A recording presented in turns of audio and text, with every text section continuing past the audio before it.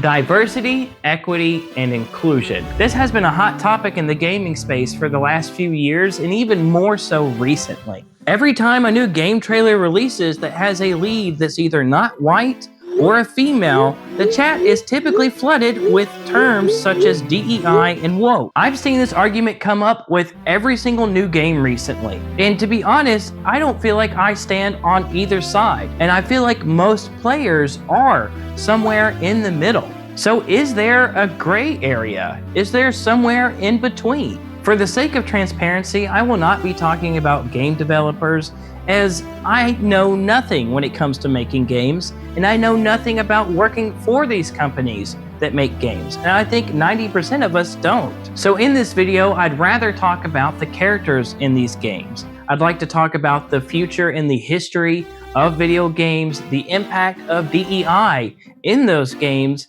and what gamers actually want from their games.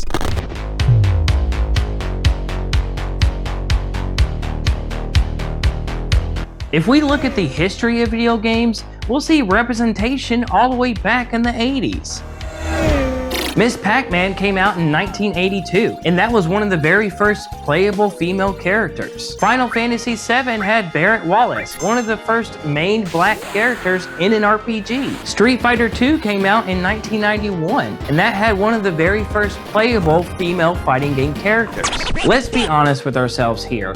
We know these companies make games to sell copies. They make relatable characters for new audiences to sell more copies and make more money. Miss Pac-Man was clearly made to get more women and girls inside of an arcade, especially since it was a sausage fest at the time. You could say that for Barrett Wallace, but does that mean these characters shouldn't have been in the game? No. Everyone deserves to have representation in any form of media, especially video games. So when did diversity and inclusion become an issue? I don't think you can pinpoint a date on when it started to be an issue, but it was probably somewhere between Gamergate and like 2018, when bigger companies started to hire DEI consultants such as Sweet Baby Inc., which, don't worry, we're going to be talking about them much later. In my opinion, I feel like most gamers don't care if a game has a character with a different gender, race, or sexual preference. One side of the argument says that anything with diversity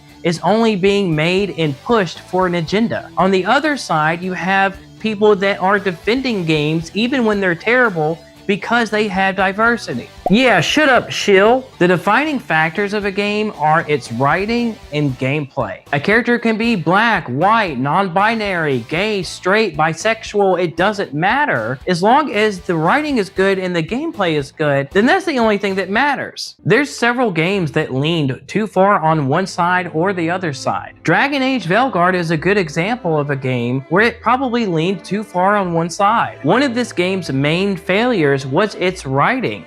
The story and the characters felt like they had zero nuance and any creativity. Do most people care that one of the characters identifies as they, them? No. Take one good look at Baldur's Gate 3 and tell me that people have an issue with sexual preferences or gender. I mean, for God's sake, one of the main selling points for Baldur's Gate was that you could have sex with a bear, which technically makes all of you guys furries. The difference between these two games is the power of freedom and creativity. They gave you the power to choose.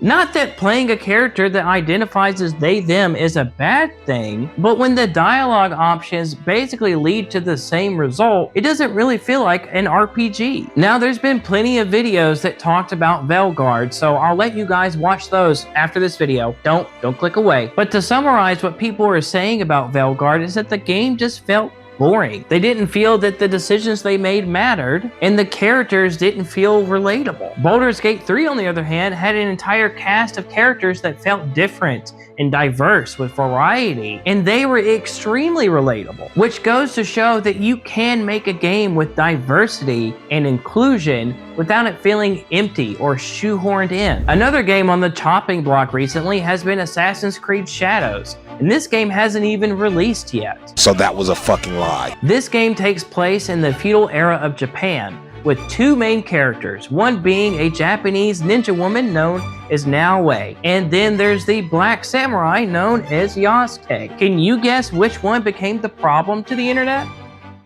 That's right, the Black Samurai. Many people are under the impression that Yasuke is not a real samurai and he was just thrown into the game to sell more copies. Now that might be slightly true, but without going into a 2-hour rant on Yasuke's history, I'll try to sum up where this character came from. The only real documentation we have is that he got the benefits of a samurai and also had a sword. So Yasuke was never documented with the title of samurai, but the only documentation we have of Yasuke is that he had the same benefits of a samurai. So it's easy to really connect the dots and see why they would choose this character as a samurai.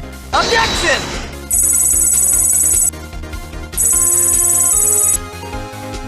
But does any of this even matter in a game series where you get to kill popes and fight Egyptian gods? I'm the best assassin in the world! No, it doesn't matter. Assassin's Creed series is a world where you get to use futuristic technology to send yourself into the past as an assassin. This could be any era of history. Does this series borrow from real-life historical figures? Yes. Is everything they do historically accurate? No, it never has been. So when you consider the game's history, you can't really say that the only reason why they chose Yasuke is purely based off of DEI. Sure, did they add the character to sell more copies? Yeah, they did. But that doesn't mean that he shouldn't be in the game. Yasuke existing in this game does not mean it's going to be good, and it doesn't mean it's going to be bad. Only the writing and the gameplay will be able to tell us if it's good or bad. Other games without gameplay are even catching heat. The most recent trailer for Naughty Dog's Intergalactic caught a bunch of strife for no reason. People seem to have a problem with this game because the lead character has a buzz cut, and then the only other speaking character is a hardened and tough female. We got like 0.2 seconds of gameplay in this trailer. Yet people are arguing that this game is going to be bad because of DEI, because of woke. The most common argument that I can see about this game trailer is that people just don't find the lead character attractive, which isn't a very good argument. I understand that characters have to look nice. You're going to be spending hours upon hours looking at the same character. But does that mean that everybody has to have their peaches out like Stellar Blade? There's an obvious appeal for a character to look attractive, but it doesn't have to be sexual. The character just needs to not be ugly. And that's even a stretch because we all played Crash Bandicoot, and he's not exactly Channing Tatum. Do people even find Channing Tatum attractive anymore?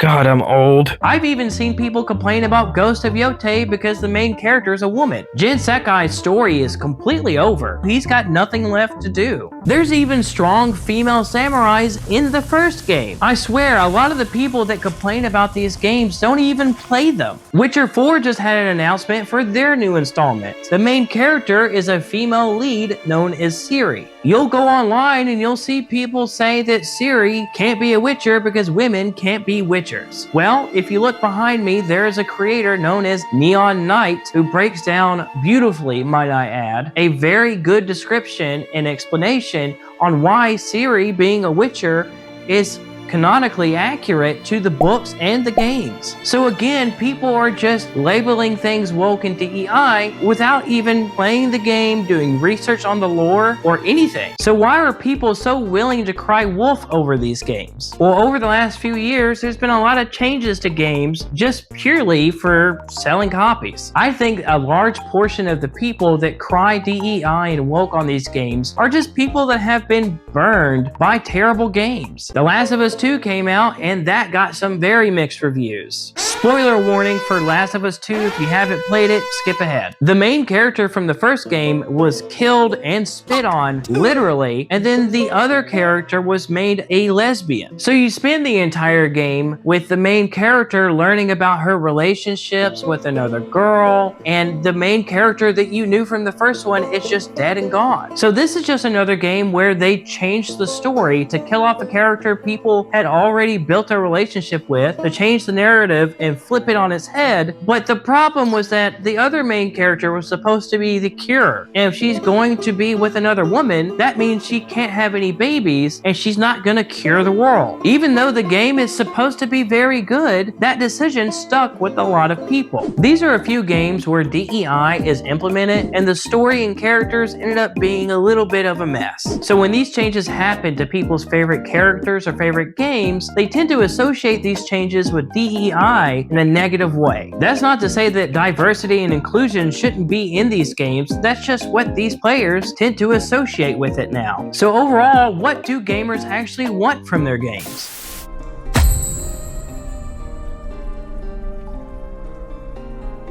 So you find yourself watching all of these AAA games flop and not meet sales expectations. You're watching an onslaught of people argue over politics in video games. So where does that land you? What does the average gamer want? Well, as your typical white straight male, I'm going to tell you what you want. Average gamers just want a good game. It's really that simple. They want something that's engaging, with fun characters and good gameplay. They want something that makes them feel like the $70 they spent is actually worth it. You can look at any games from the past that were successful and see why. Tomb Raider is one of the most iconic games in history. And it didn't sell well because of Lara Croft's Bahanagahoos.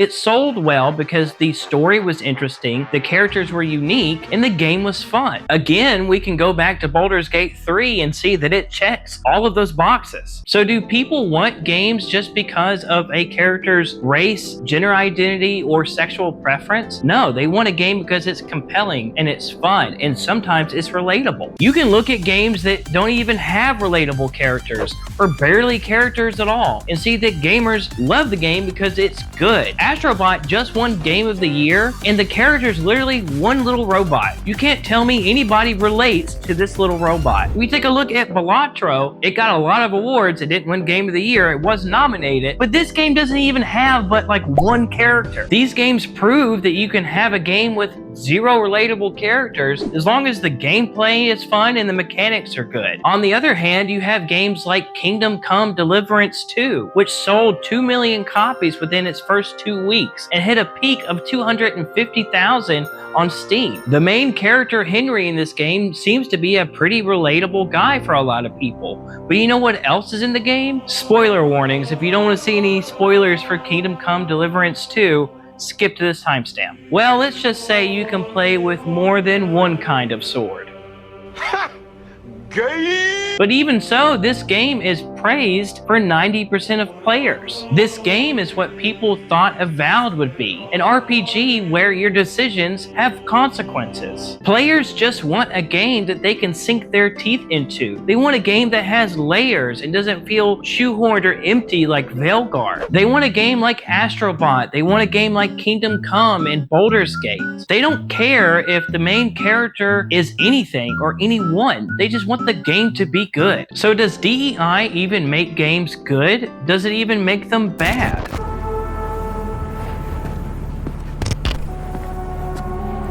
See you on the other side. I wanted to make this video because I've seen the term DEI and woke just slapped around with any new game that releases, and I don't really understand why. Inherently, you want your games to be more diverse and inclusive. So why do people attach the term DEI with a bad game? Well, we gotta talk about enemy number one when it comes to DEI in video games, Sweet Baby Inc. Sweet Baby Inc., as described on their website, is an award-winning team of writers and narrative designers to help make stories better. Their goal is to consult with game companies and give advice on stories and characters. This could go anywhere from the dialogue or the plot points. They've had their hands in over 30 games, and I'm sure they're still contracted for future games. But this company has been seen as the bad guy for quite a few reasons. One of the reasons is because the co-founder, Kim Belair, at the GDC conference used some very questionable statements to prove her point. If you're a creative working in AAA, which I did for many, many years, put this stuff up to your higher-ups, and if they don't see the value in what you're asking for when you ask for consultants, when you ask for research, go have a coffee with your marketing team and just terrify them with the possibility of what's going to happen if they don't give you what you want. Now let's just take a moment to look away at what Kim had to say and see what work Sweet Baby Inc. has actually done and what they've attributed to in the gaming sphere. Sweet Baby Inc. has actually assisted with a lot of really good games. Spider-Man 2, God of War Ragnarok, Alan Wake 2. I played both God of War and Spider-Man, and I can personally tell you they're both incredible games. According to Wikipedia, which I know it's Wikipedia, just give me a moment. Apparently they helped in Spider-Man 2 with story consultation, meaning that they helped with like some of the obstacles that the characters may have gone through in the story. But in no way were they the actual writers of Spider-Man 2. They just gave advice on the story. In the other two games, they assisted with characters, narrative, and sensitivity reading? I don't know what that means either. I never played Alan Wake 2, but I can tell you that God of War Ragnarok is probably in my top 3 games ever. So Sweet Baby Inc. might be a DEI consultant, but it doesn't mean every game they touch turns to shit. That's not to say this company hasn't had their hands on a couple shitters along the way. One game being Suicide Squad Kills the Justice League. Hold your horses, I know that story was complete ass, but just hear me out for a moment. They were credited for audio dialogue and non-playable characters. So did they have a hand in the microtransactions of the game? They did not. Did they have a hand in some of the story decisions? They definitely did. But I can tell you one thing, they are not the reason why Harley Quinn pulled the trigger on Batman. Because if we look at the company that owns Suicide Squad, we would know that it's WB. And they don't exactly have a clean track record of their games either. They just recently shut down the team that developed Shadow of Mordor, which was a fantastic game. So clearly Sweet Baby Inc. would be partial to blame to the story, but the overall mess that is Suicide Squad, I'm sure we can all agree is just WB's fault. Companies such as WB don't care about the quality of a game, they only care about how many units are sold and how many microtransactions they can get while the game is still live. Diversity doesn't make a game bad. A bad game makes a game bad. You have several examples of current games with plenty of diversity and plenty of success. You can take a look at Apex Legends or Overwatch, and they have an entire cast of variety and diversity. People just want a game that's been optimized and plays well because they're going to be spending possibly hundreds of hours playing this game. Just because a character doesn't look like you, act like you, or sound like you, doesn't mean the game is going to be terrible. The game will be bad because it's a bad game. Does it help to have characters that people can relate to? Absolutely, but it's not the defining factor of a good or bad game. I believe that you can have characters like Arthur Morgan, who's a straight white guy, but of any demographic. Everybody knows Arthur Morgan to be a man of many layers that a lot of people can relate to. Just do the writing and do the effort and do it with other types of characters. Does Intergalactic having a female character with a bald head make the game good or bad? No, it doesn't mean anything. I can't even make an opinion about the game because we haven't seen shit about the game. Does Velgard having a character that identifies as they, them make it a bad game? No, a boring ass game makes it a bad game. The problem is when you have creators create issues on games instead of talking about the game in its entirety, you get a false look at what a game is supposed to be about. You can take one look at Split Fiction and see that just because it had 2 female lead characters, people decided to scream woke. But guess what? The game came out and it's doing incredible and the game looks incredible. It was such an issue that the head guy over the game had to come out and say that they had no intention of it being woke or DEI. Feminism propaganda. So what the fuck is this? I guess that somebody are reacting that there are 2 women. Let me say this. In Brothers, there were 2 guys. In A Way Out, there were 2 guys. In It Takes Two, there were 1 guy, 1 woman. And now there are 2 girls and everybody's complaining. Come on, man. I mean, Let's face it, man. And it's also like based on my daughters. I don't care what you have between your legs. That's totally not interesting for me. Good characters is what's important. The conversation is so rampant that it's even bleeding into my comment section. In my Mortal Kombat video, people were complaining that the game was woke because they chose a different timeline where some of the characters were female. Using the terms DEI and woke doesn't help criticize a game. It's just a blanket statement to say, I think this game is going to be bad. It doesn't offer anything. Great games are great because they offer something unique and fun. Bad games are bad because the company's greedy, the writing is bad, or the gameplay sucks. If anybody can take anything away from this video, it's just that I ask, and I know it's a big ask, for people to look into a game before they automatically assume the game's going to be terrible just because of the types of characters that are in the trailer. I mean, come on, man. They are video games. At the very least, wait for them to release. Fuck! If any of you made it this far, make sure that you subscribe to the channel. Make sure that you comment down below and tell me things that you agree with, things that you don't agree with. Because at the end of the day, I'm just one person with one opinion. There's going to be a million other people that I'm sure disagree with me, and that's perfectly fine. I'm just grateful that you sat around to watch my video, and hopefully in the future I can make a video that's not so traumatic. I will see you guys next time. Hopefully it won't take me 3 months to make a new video. See you guys later.